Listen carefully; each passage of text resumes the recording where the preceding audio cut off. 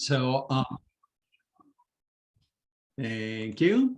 So for those not at last week's meeting, we have this new, our new updated bylaws. The decision was made to temporarily approve the working copy so that our bank account could get opened, but to take the next year and really dive down rather deep into them and just make sure we get them really well established and positioned, for moving forward for many years in advance. We formed a subgroup. And Greg, I'm just going to say you're the leader of that subgroup. Whether or not that's true, I'll just think of you in that way. And so that if you happen to miss last week, that's just a quick update. But I think we're pretty excited about it. Rick, we have a pollinator service project. We're an e-club focused on youth and cultural exchange. However, with COVID and the cancellation of youth exchange around the world for the past 2 years, we pivoted and we decided to do a service project around something that many of us felt kind of strongly about. We got a district grant. I had just an update for the group, and I kind of mentioned this to Anne, a wonderful conversation with her son, and he has given, I think he is just recommending full force forward with markets, community markets. Help me out. Oh my God. Buy the vegetables, downtown Hopkins. Farmers market? Thank you. So yeah, he said if we distribute through schools, a lot of the seed packs that go right in a backpack or in the garbage. If we try to do it through the community, he's just not sure. He's like, your target group are farmer market people. They will actually use them. They'll appreciate them. They will actually plant them. And I just loved it. And what I also loved is we can target, areas near Lake Benton. We can target areas near Denver or Colorado Springs. And I thought it was brilliant. And he said the key is just getting in contact with the farmer market coordinator to see if, maybe the seeds go in a specific booth or maybe at the sign-in table or when people come in. It was a great conversation. And I just want to publicly thank you you are just 5 million ideas, and this was a great one. So I'm excited about it.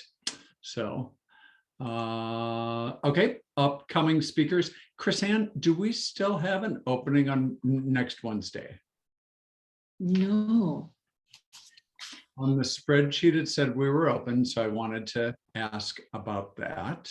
No, next week we have Alton Dillard speaking about Denver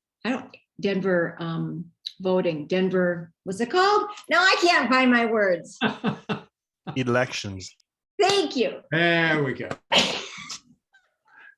Great. So we have elections. We have a former exchange student who went to Zimbabwe, which should be really exciting. And then we have Karen Jordan, Anne's sister, Anne McCarthy's sister, on planning for a successful retirement. That's correct. Karen is Anne McCarthy's sister, correct? Yeah. So all three of them will be fun speaking engagements.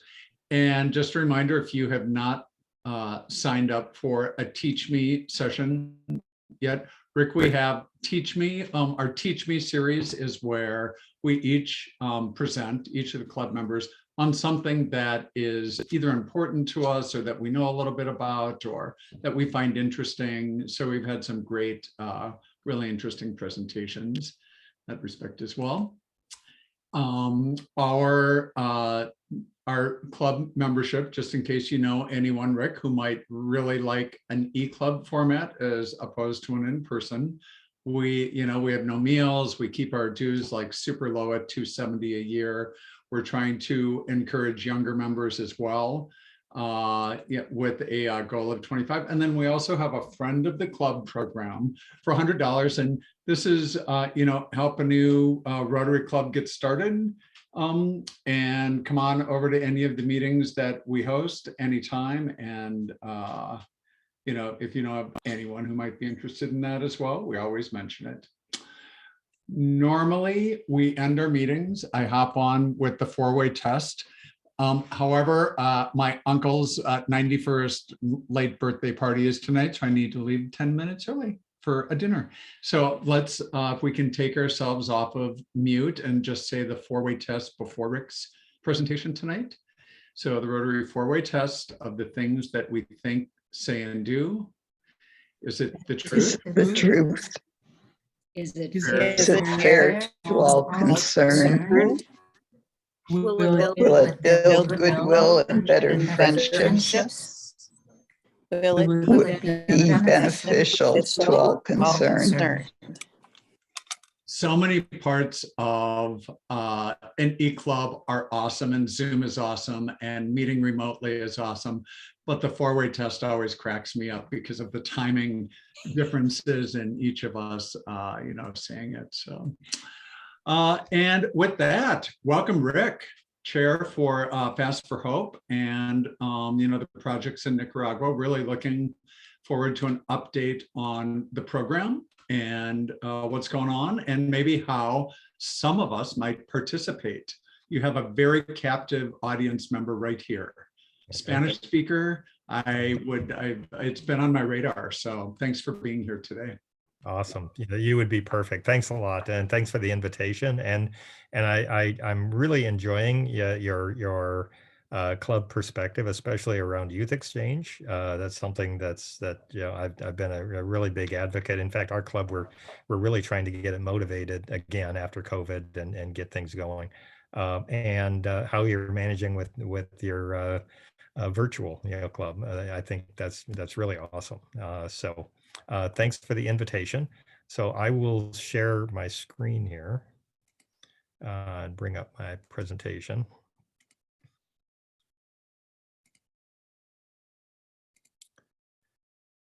Okay, if you can see that, okay.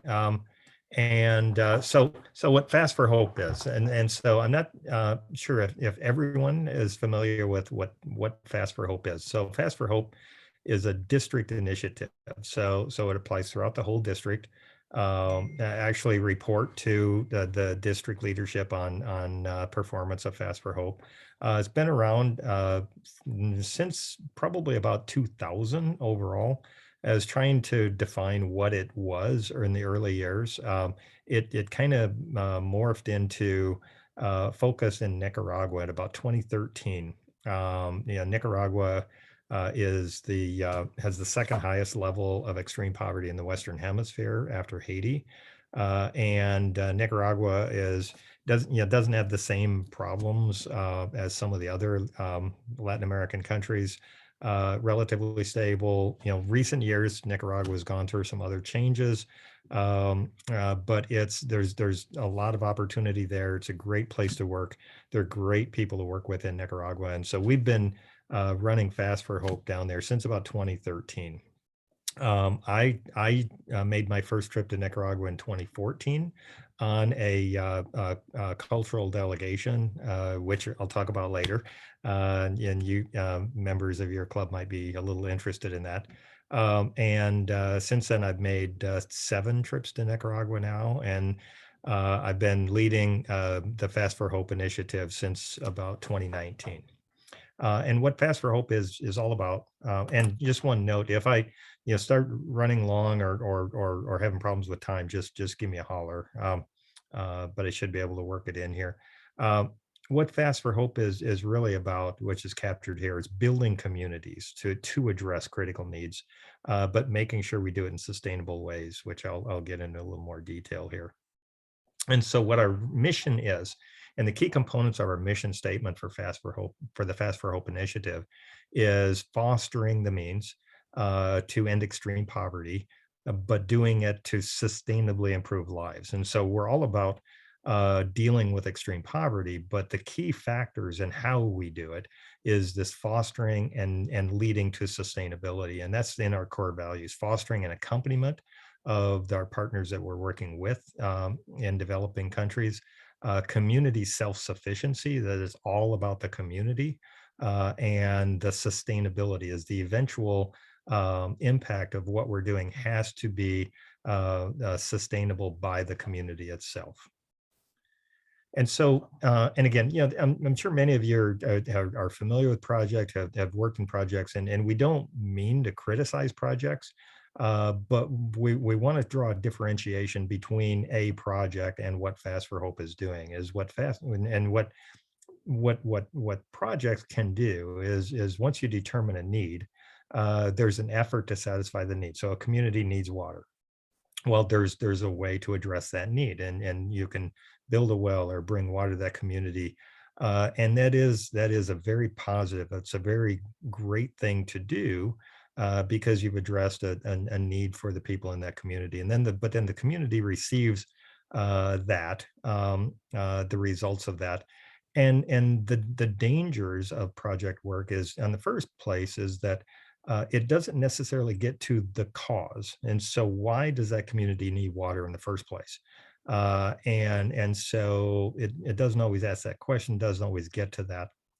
And because the point is in, communities like Stillwater, if Stillwater had a problem with water, we wouldn't go to the UN, and we wouldn't go to an NGO.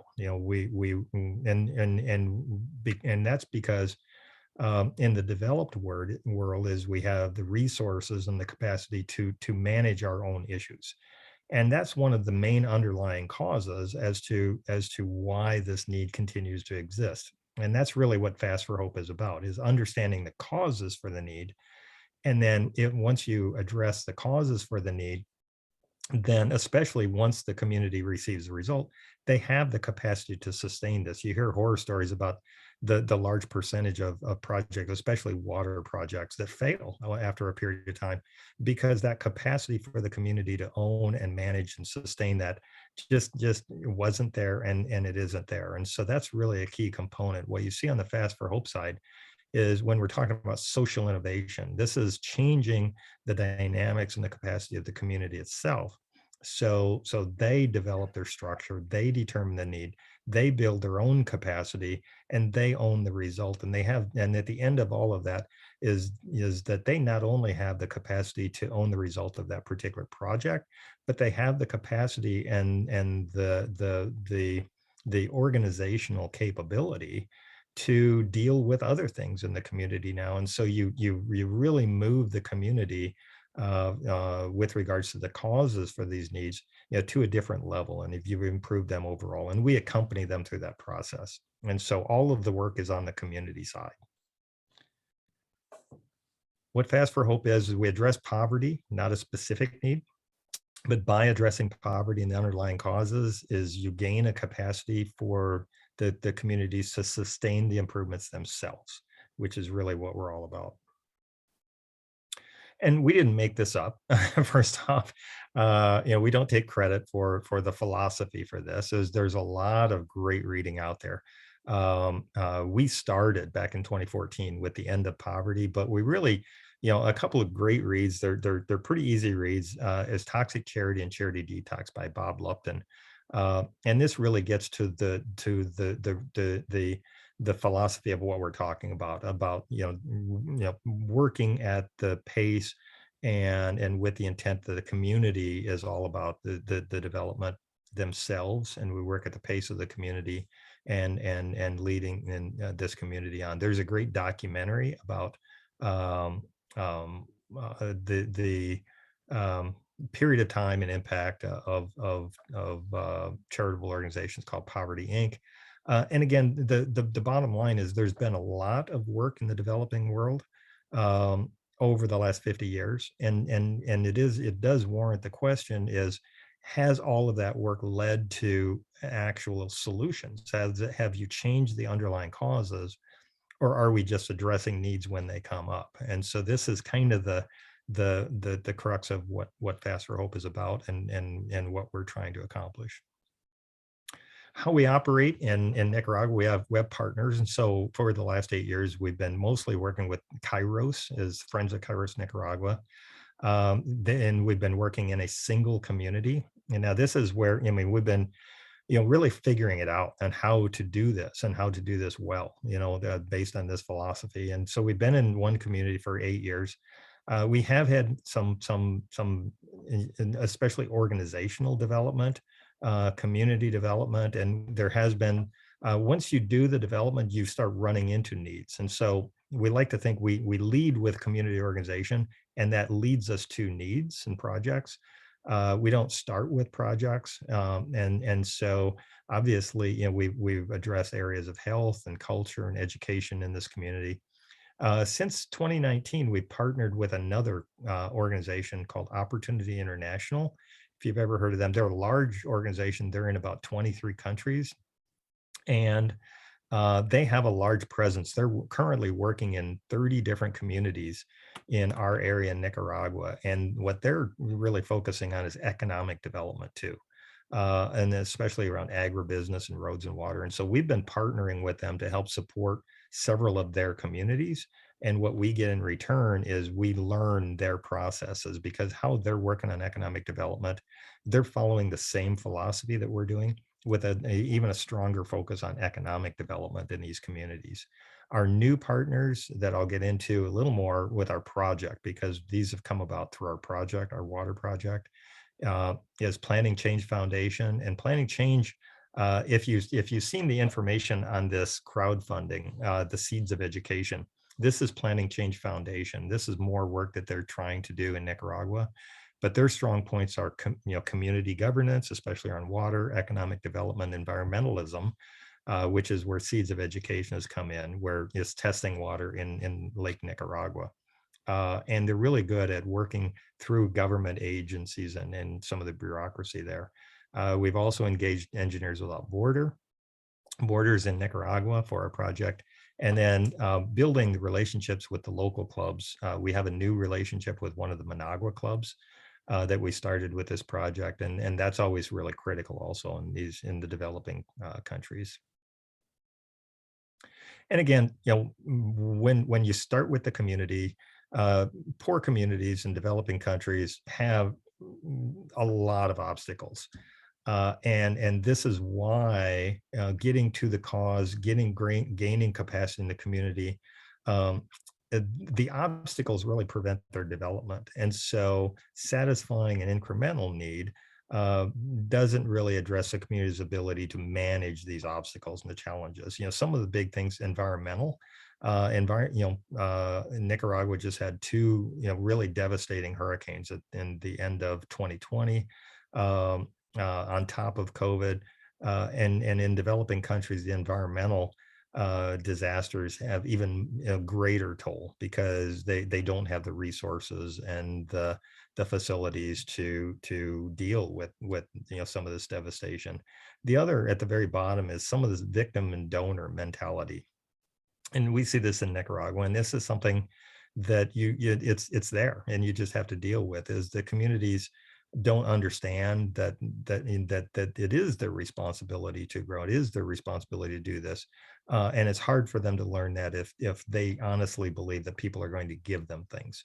And so what we do is we work in this social innovation, creating community capacity for the community to understand, and then that eventually gets to dealing with their basic needs. But they can deal with their basic needs with at a much higher level and much more effective level, because they have more capacity to deal with these challenges themselves. So what we've accomplished, especially in the recent years, is Kairos. Again, this has been our NGO partner for 8 years. They've run children's programs. They have community pharmacies. These are over-the-counter pharmacies. The community we're working with is over 2 miles from the nearest community.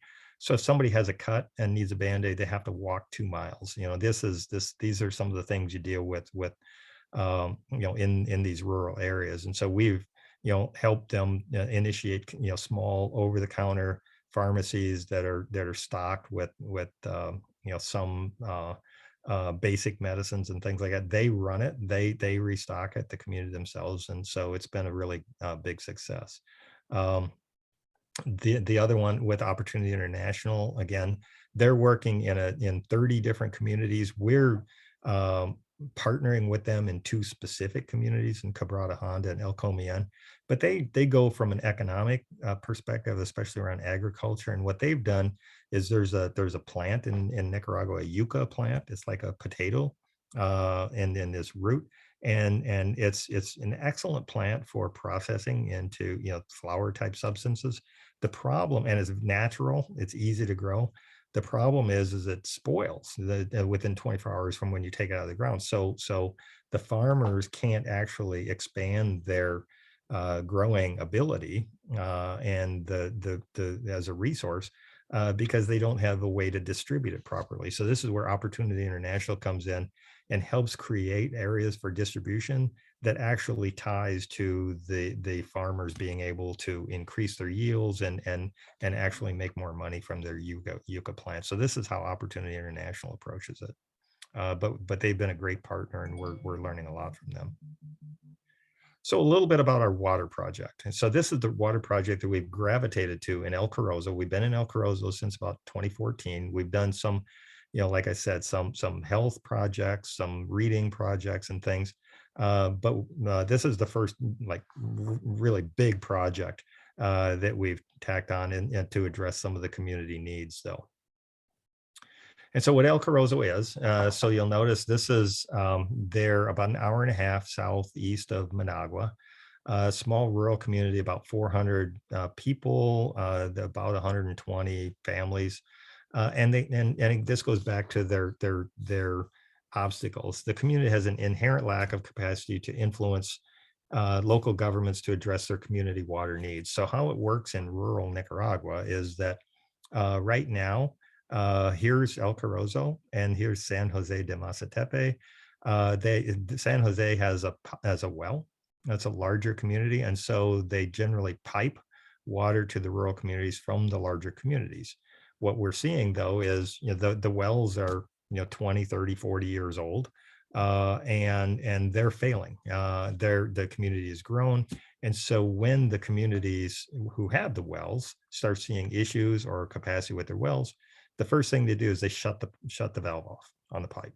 And so the rural communities have no water. There's no source of water because their source is gone now, and it's controlled by the larger community. So this is what's happened in El Carrizo, and they've been dealing with this for over 10 years. And so what they wind up doing is they get their buckets of water and they put it on their ox cart. I think there's 2 motorized vehicles, 2 motorcycles. There's no cars. The road isn't accessible. This is really a great shot of the road. This isn't showing it in rainy season. So there's no motorized vehicles getting to the community.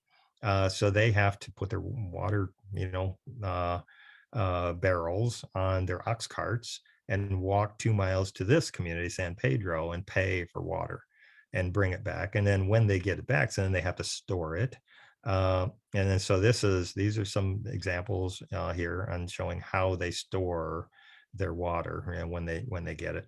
The government again has offered to have a water truck to come in, and it's supposed to come in, I believe, every 8 days. And so think about that. It's like, well, going 8 days with, before you get water again.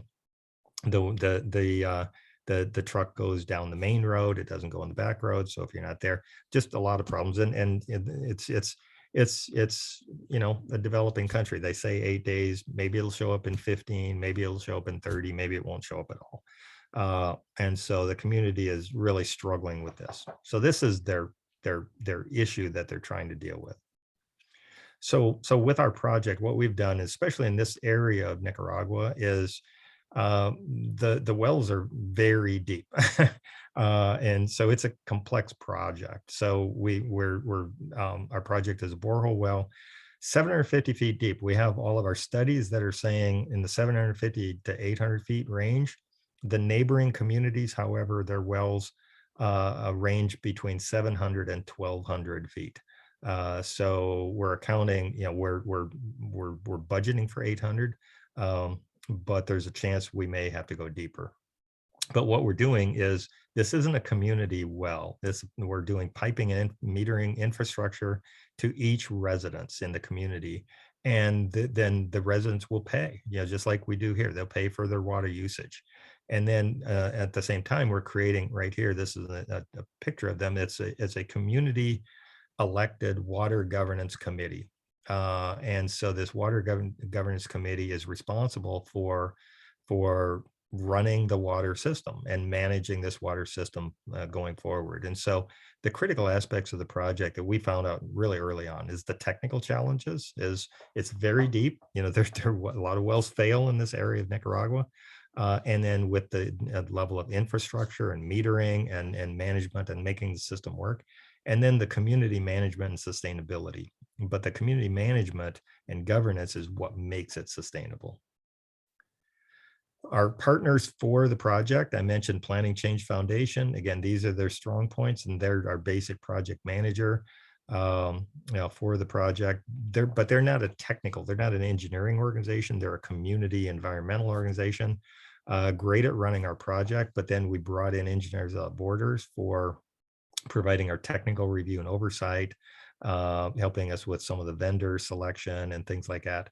And so this has been a really great partnership, but this is what we look for on our continued development of Fast for Hope, is about how we develop the right network of the right people, who can really work through some of the challenges and get this done. And then how they're sustainable. So if you're familiar with WASH RAG, it's Water, Sanitation, and Hygiene Rotary Action Group, and they're an advisory group from Rotary. And they had a great article in the May 2021 Rotary magazine talking about how projects are successful. And one of the big things that they got into was community buy-in. And his community buy-in is really, this is how we operate in Fast for Hope, is building the community. This is social innovation and how we make things sustainable, because the organization, the level of understanding on how the community grows and can manage, they're managing their own accounts, they're managing the maintenance and repair plans, and they're a legal entity, this CAPS group, and so they own the land. The land ownership and title transfer has been to their name. And so this is how the community grows and is sustainable. This is the project plan. You can see a lot of the elements on here. We've been working literally since early February last year already, and we haven't drilled a single inch yet. We're not scheduled to start drilling down here until possibly May. But we've been building the structure and the capacity of the community, and all of these red lines are about organization and community development, so that they have the capacity. Once we drill, once we have water, they can manage and they can sustain it. And so our target date, the grant, I actually have one item I'm finishing in the global grant. I hope to get that tonight and hit the send button on our global grant. And if everything works out, then we're drilling in May, and we're targeting completion of the project in September, which is pretty good, because it'll be about 18 months from start to finish on this project. Hey, Rick, so you don't have to go back to that screen. Can I just ask you, in this, the buildup between phase 1, phase 2, the district grant and the global grant, how much did your club actually raise, and how is that spot? I mean, that's a lot of money. How is that spun up, and how much have each phase supported, just out of curiosity? And that's a great point, because this is, it's a kind of a big puzzle on how to make this happen, because in the absence of the district and global grants to keep this moving, all of phase 1, phase 2 were funded from our Fast for Hope funds, because this is community development. This is getting us to can we put a well project together. And so when we talk about Fast for Hope funds and how Fast for Hope operates, this is what funded phase 1 and phase 2. When we go into the district grant, so our club provided $3,000 towards the district grant, and then we raised funds from other clubs in order to get to our match point. And so we did get our it's about 80% match from the district, and then on phase 4, phase 5 for our global grant that we're finishing right now, our club provided $7,000 towards that. And basically all of the rest has been through other donors, individual donors, other club donations. We do have the district, we do have district DDF match, as well as the global match for about 50,000 of that. We do have one other district in New Jersey of person I'm familiar with in another Rotary club where we've got an DDF match there also. But we have raised, I mean, the club with the $7,000 donation, but then donors is really the rest for the 50%. That's great. Thank you so much. Yep, you bet. And so, how you can be involved. And this is, I mean, this is a great club to talk to because you're, with the involvement in youth exchange and some of the areas, in the world you've been exposed to is, first and foremost is our Fast for Hope program, runs, we run with the community and our partners going into the communities, working with the communities, and that's all funded from our Fast for Hope budget. And so we're asking all of our clubs in our district to pledge for Fast for Hope to the amount of $15 per member. And that's what keeps Fast for Hope going. That's what gets us the development. That's what gets us to the projects. But get involved. We're looking for new members on our steering committee. We're looking for people to join us in Nicaragua. Any of your club that would like to come down. I'm planning on being down there sometime between September and December to help them turn the water on. It'd be a great time if anybody else would like to join us. We're starting up cultural delegations, hopefully, once COVID relaxes here. And then there's more reading. There's more reading about our philosophies. You can go on our Fast for Hope website. You can contact me. Bottom line is what we're really attacking extreme poverty, and we're doing it in a way, and we're looking for people to help us make lasting and sustainable changes. And we think, we're excited. We think we really hit on some great partners, so a great plan. We're having great success with this project and its growth. Once we finish this project, our thinking in Fast for Hope is that we're not successful until the community says they don't need us anymore. And so we need to build a community to where the community can handle their own issues, and then that's where we leave and go work with another community. And so once we finish this water project, we're actually scaling down in El Carrizo this summer on everything but the water project. And then our plans, our 3 to 5 year plans, are to engage 1 or 2 communities, new communities a year, and keep doing the same thing, keep building the communities and getting them to have the capacity to grow. So it's really exciting, and we appreciate any help, and if you're interested in joining us in this path. And with that, I hope we have a few minutes perhaps for some questions, if you have some. Thank you so much. Great presentation, and exciting to hear about the real impact you're making. I was chuckling at the depth of the drill. My cabin well, I think, was 65 feet. Right. So talking 800 to 1200, just to put it in context for those not familiar with typical well depth. I mean, that's a lot. Our pipe alone. So you have to attach a pipe to the end of the pump, and with the pump, the size obviously has to draw water from extreme depth. And so our pipe alone, it has to be an alloy metal pipe for the pressures necessary from that depth. The pipe alone is costing us about $8,000. So just so you know what when we talk about those depths, how that impacts your project. Thank you so much. I'm going to hop on my phone, and yep, Jane, why don't you go ahead? Okay. This is strictly curiosity. I'm a retired geologist, and yes, I used to drill wells. What is the geology in this 800 feet or so? That's I assume they're getting down into fractured bedrock, and was there anything above there that might have been useful, or do you know anything about the geology? I've limited. So I'm an engineer in my past life also, but a mechanical engineer. So in terms of the geology, I'm I'm very, very sketchy. So I've seen so they've done the seismic studies in terms of the location of the water.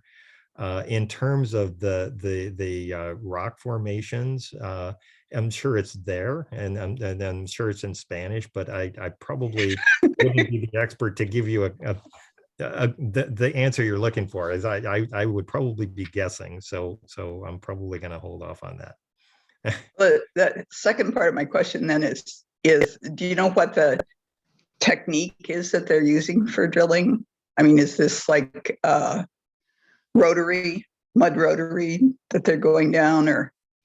It's and we went back and forth on that. Is that they are doing percussion, and there was some question about, you know, and especially with the depth but the vendors that we have been, you know, working most with are all recommending percussion.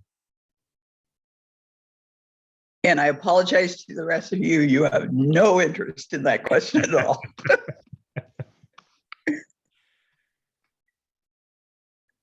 Rick, I thought it was interesting that you said the piping is going to go to the homes, and right, because I'm used to Rotary projects where you still have to walk and, you know, you have to go to a pump. So did you have one slide that said it's about 110 families? About 120, between 120, and so it's mixed, you know, some of the homes, and so we're going to the households, and so there's like multiple families in some homes, but it's just north of 120 households, right? Right. So you're going to get it into all those homes, which Correct. is kind of cool. Correct. Is that And we'll have meters, we'll have tap stands and meters, and so we'll meter it into every home to monitor water usage. And one of the other things is the danger of wasting water. But this also, and this is where, because, you know, what this also drives you to is not only the individual ownership of the water that they use, that water isn't free, you know, and that there is a value to it. But this concept that because communities are extremely poor, that they can't afford anything, which is not entirely true. And so there is an economy. It's just very, very low. It's less than $1.90 a day. And so you have to manage this with the individual payments and usage to where the people can afford it, obviously, on you know, a meager income.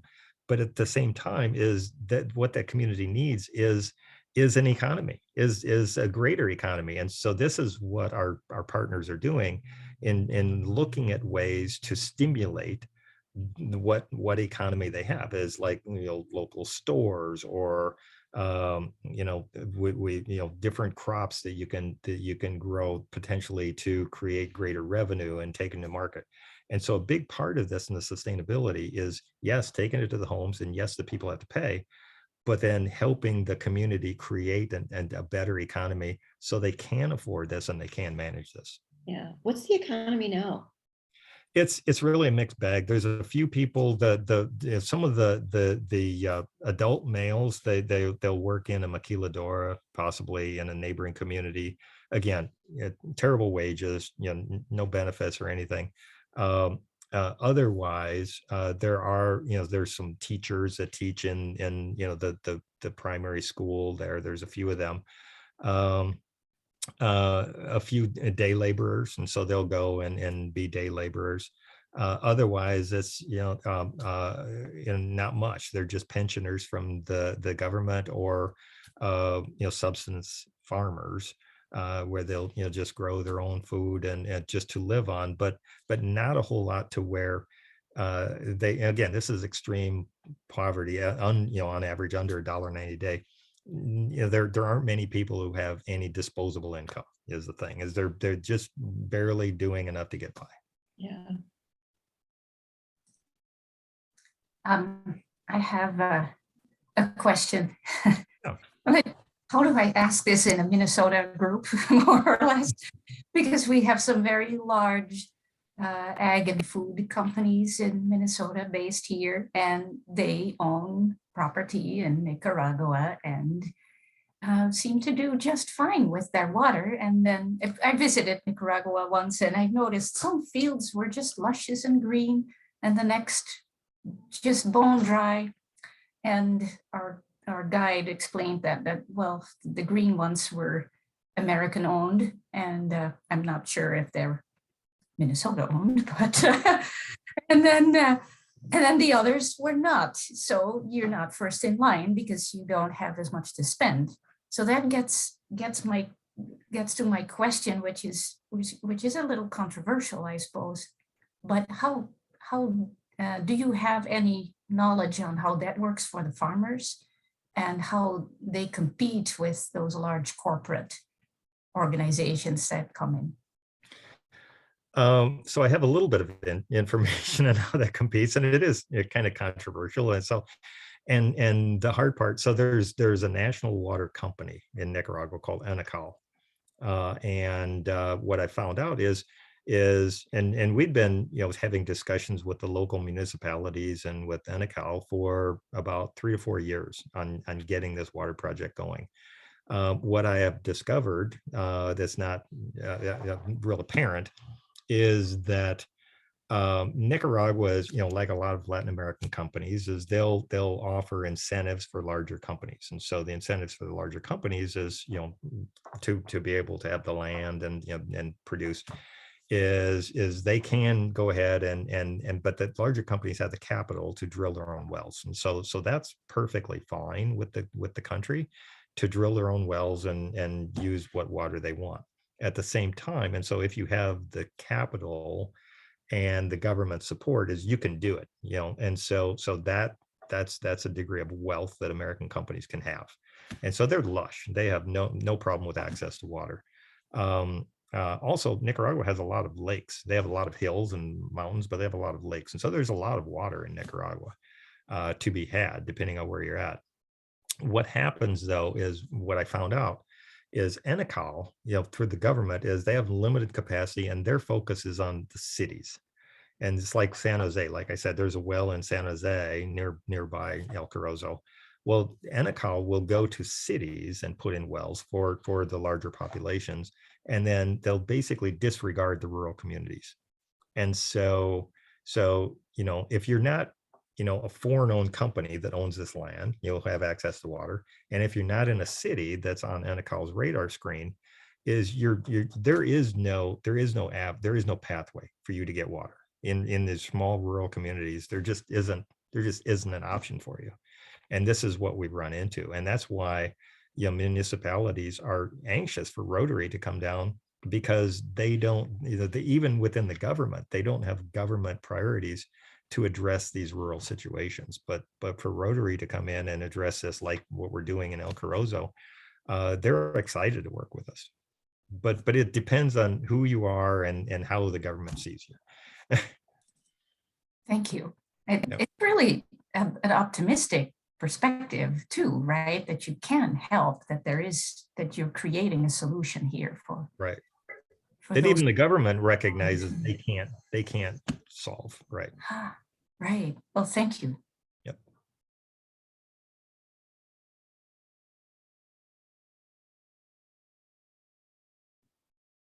Any other questions? This has been really interesting. Mr. Gregg. So I'm the cynic of the group, so I'll keep. I'm really glad you have a line there addressing the victim/donor problem. And too often, I'll go back in the 1960s, the big white NGO would swoop in from Europe or swoop in from North America and do what they thought was the solution. Didn't really ask, etc. And that has been a problem for years. How is this project going to address the situation of making, I mean, already the people in the village sound like the victims the way you described them, because their local government is not even going to help them. The local government goes to larger cities and just ignores the rural countryside. And so they do feel like victims, whether it's from the Nicaraguan government or from the North America. How does Rotary come in from North America, drill wells, I assume you plant or whatever distribution lines, set up distribution lines of the water and not feel like, you know, the big, powerful North Americano coming in. And I know you set up this corporation to do the billing, assumedly, and they're going to pay the, I think you called it a cap or something you called it. And I mean, I laud you for that. It's wonderful. But once you leave, what happens? I'm really concerned about that. You always hear, you know, 5 years down the road, the pipes don't work, the corporation is folded, people are back hauling water from 12 miles away. Right. Well, and it's a great question, and that's the crux of the question about sustainability. It's absolutely that. And so the point. So when we work with organizations like Opportunity International requires the community to fund. I think it's 20 to 25% of the project. And so you're going into these communities and they're actually funding. So $100,000 project, the community itself has to provide, you know, $25,000. We're not at that point with this community, because the difference on Opportunity International is they'll spend 2 to 3 years growing their agribusiness effort and their economic development effort. So the community, when they started working with them, could never afford $20,000. But they actually create an economy to where the community can afford the $20,000. You have that same problem there. But the community we're in, they don't have agribusiness, they don't have OI. And so you're exactly right, is they see us, you know, literally, other than in-kind payments where it's labor that the community is providing, as food, you know, meals the community is providing. They're not providing, yeah, they raised a few couple $1,000s to help purchase the land, but they're not in it, you know, to that extent. And so it is, you know, a big, you know, here comes Rotary, and we're going to have this big project, and we're going to help you get this well. But the point is, you know, and exactly the proof is going to be 5 years from now. You know, we can't say this is successful right now. The proof is going to be 5 years from now when we go back and see if this CAPS group is still working. But we do know that it's not going to work if you don't develop it. I've been to other wells in Nicaragua where the Rotary group, you know, 15. I was at one on an island in Nicaragua, in Lake Nicaragua, where the Rotary Club of Granada put a well in there 15 years ago.